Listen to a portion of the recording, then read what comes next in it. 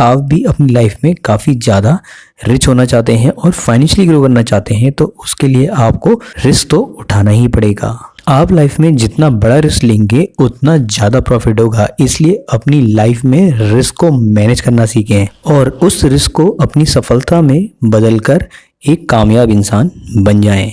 यही है इसका सेकंड सीक्रेट रूल।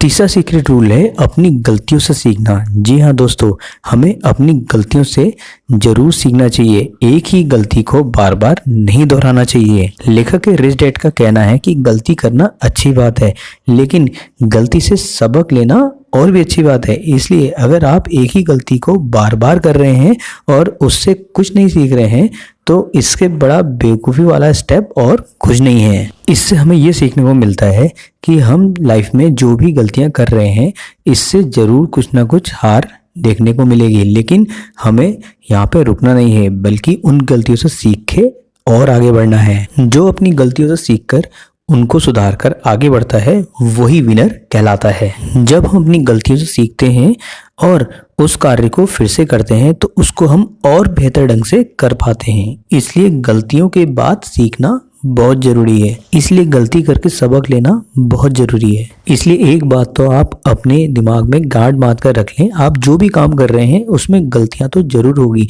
लेकिन गलतियां करने के बाद उनसे सबक लेके हमें आगे बढ़ना है और इससे आप अपनी लाइफ में ज़रूर कामयाब होंगे। चौथा सबसे इम्पॉर्टेंट रूल ये है कि कभी भी पैसे के लिए काम ना करें बल्कि पैसे को अपने काम के लिए लगा दें। तो प्यारे दोस्तों, आपने ये तो सुना ही होगा कि पैसा ही पैसे को अट्रैक्ट करता है, यानी कि पैसा ही पैसे को खींचता है। जी हाँ प्यारे दोस्तों, रॉबर्ट कियोसाकी ने यही बात समझाई हुई है कि आपको हमेशा पैसे के पीछे ही नहीं भागना है बल्कि पैसे को भी कभी आपको मौका देना चाहिए आपके लिए काम करने का।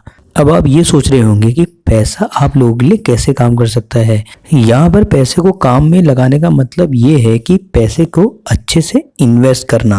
दोस्तों, अगर आप क्रिप्टो मार्केट में या फिर स्टॉक मार्केट में इन्वेस्ट करना चाहते हैं तो अगर आप नीचे दिए गए लिंक से अपने रजिस्ट्रेशन करते हैं तो इसमें आपको काफ़ी सारे बोनसेस भी मिलेंगे।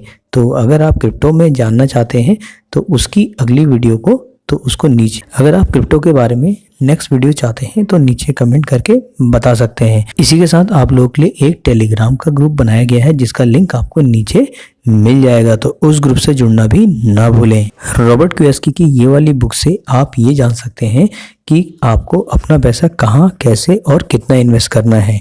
अगर आप इस बुक को पढ़ना चाहते हैं तो उसका लिंक आपको नीचे कमेंट बॉक्स में मिल जाएगा ताकि वो आपको एक बड़ा प्रॉफिट ला कर दे। रॉबर्ट के पुअर डैड यानी कि असली पिता हमेशा पैसे के पीछे भागते रहते थे और हमेशा लायबिलिटीज क्रिएट किया करते थे, जबकि जो रॉबर्ट के दूसरे पिता थे यानी कि रिच डैड, उन्होंने अपनी लाइफ में पैसे को मैनेज करना तो सीखा ही था, साथ में कहाँ पे इन्वेस्ट कितना करना है वो भी उन्हें अच्छे से पता था।